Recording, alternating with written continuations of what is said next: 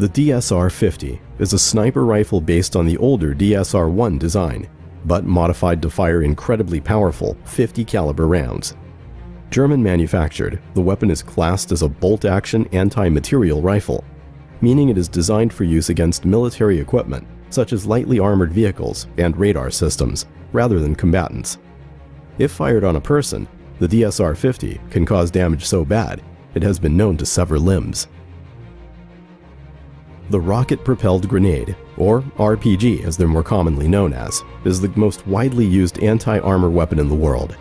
Found in many countries' military arsenals and often used by insurgent groups, RPGs are highly effective against armored vehicles and soft targets, as they are one of the most destructive, non-guided weapons available. New versions, such as the RPG-32, can penetrate up to 26 inches of armor. Schwerer Gustav was an enormous railway gun used by the Germans during World War II. At 80 centimeters, it was the largest caliber rifled weapon ever used in combat. It was also the heaviest mobile artillery piece ever built.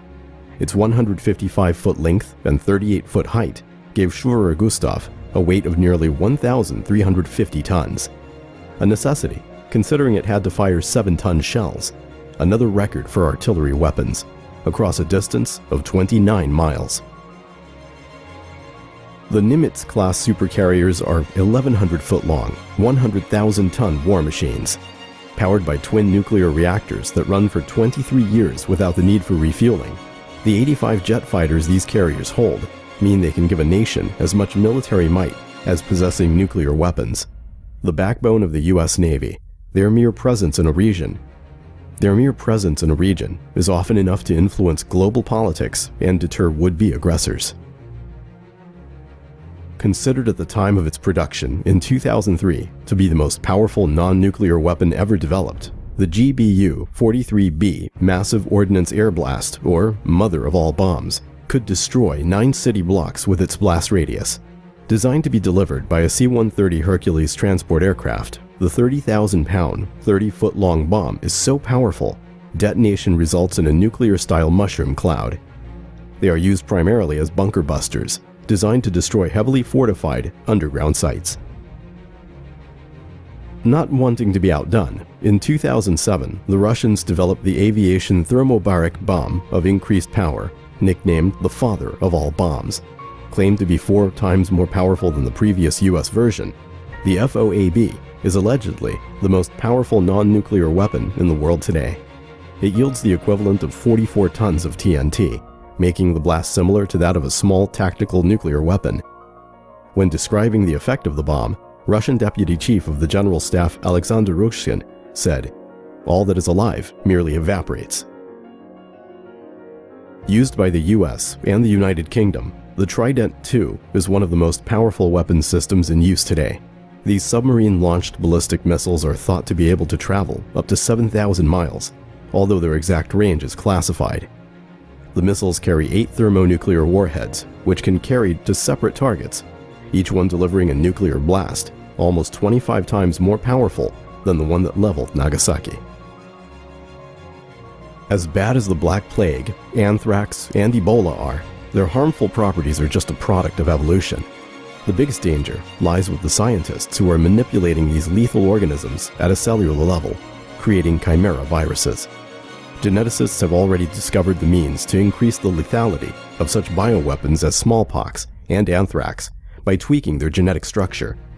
While in the late 1980s, the Soviet Union's Chimera project studied the feasibility of combining smallpox and Ebola into one super virus. The use of a chimera virus as a biological weapon is a nightmare scenario. If one was released in a large urban area, then the mortality rate could match that of a nuclear blast.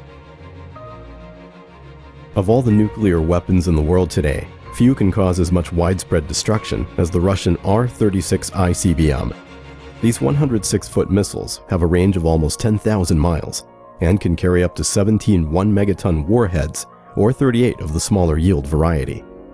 These land-based weapons make up for their inaccuracy by being so powerful that, should they miss their target by several miles, the destruction they cause would still likely annihilate whatever they were aiming for.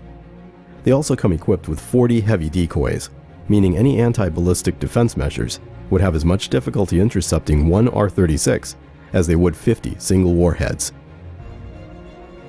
On October 30th, 1961, the most powerful artificial explosion in human history took place.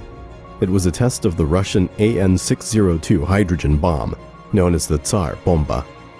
This 60,000-pound, 26-foot-long weapon had a blast yield of 50 megatons, roughly 3,800 times the power of the bomb that destroyed Hiroshima, or 10 times the combined power of all the conventional explosives used in World War II. The blast from Tsar Bomba could cause third-degree burns to someone standing 62 miles away from ground zero, with some windows being partially broken up to distances of 560 miles away. It was decided the weapon was impractically overpowered. It was too large to be carried by an ICBM, and any plane dropping it would be destroyed in the blast. The spread of nuclear fallout would also be enormous. The 27-ton bomb was the only one of its kind ever built.